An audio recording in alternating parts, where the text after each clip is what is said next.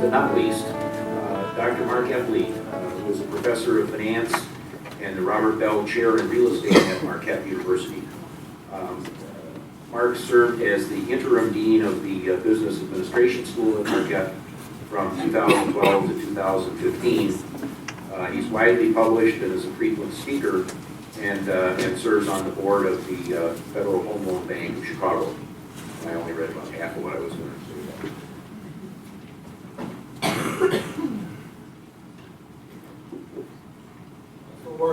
Yeah, there you go, little warriors.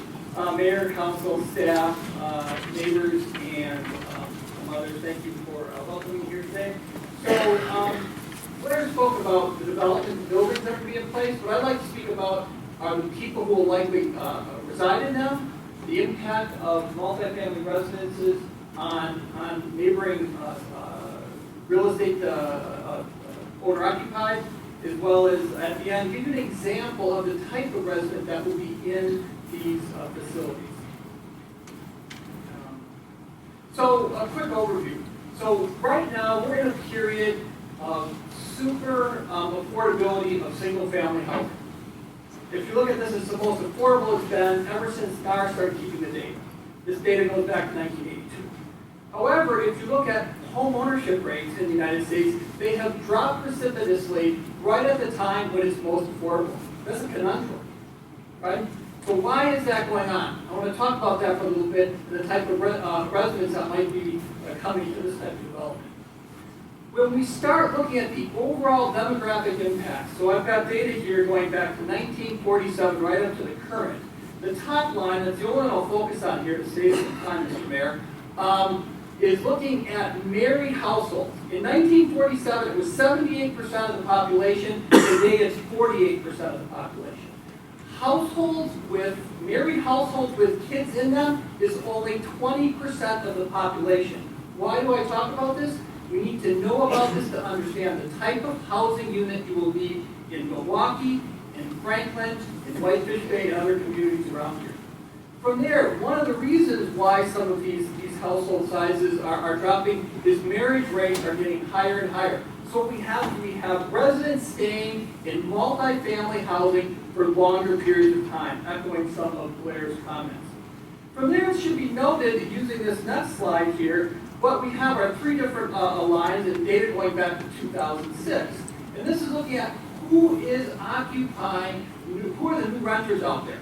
And you'll see look at the red line. The red line is largely the millennials. And you'll find since 2010, they've added very few new, very little demand for new housing.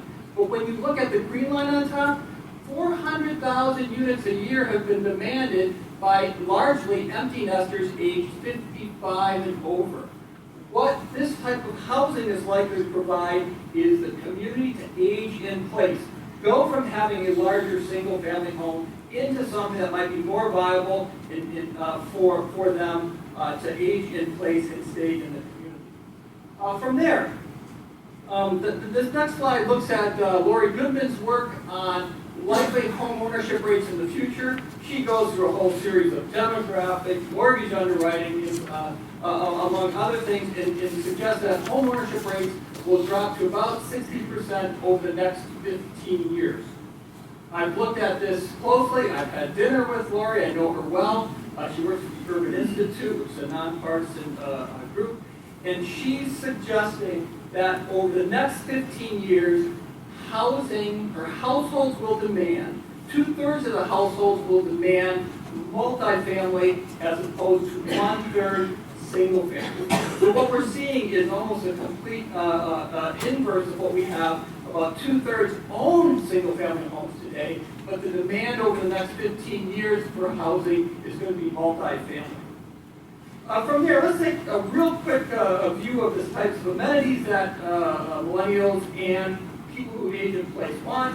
They really want retail, restaurants, and so forth. That's not a surprise. Recreation trails, some of that's being recommended here, and they want it to be pedestrian friendly. They want a mix of households, and that mix of households will afford folks who are starting their careers at NML and such to stay here in the community. But also, those are your future home buyers who will buy your homes as they gravitate from being unmarried to married, and then ultimately with kids and likely move on to a single-family residence. And then from there, it's great to have empty nesters in some of these units as well. Critical mass is important. I think we started talking about that. You can look at a couple of your larger big box facilities in this community, and they're empty. Greater mass creates greater demand for retail services and a higher scale of retail services. So let's talk for a minute or two about the impact of multifamily residents on single-family residents in the neighborhood. And so I could go into great detail each of these studies, but overall what they are, they're called hedonic pricing studies. And what they do in the simplest form is you want to take what's the price of a single-family home next to a multifamily development. And then you take the price of a single-family home that's further away that might not be impacted by that multifamily development. And you go, well, if we just look at those two average prices, we can get the differences, you can figure it out, right? However, it's not that simple.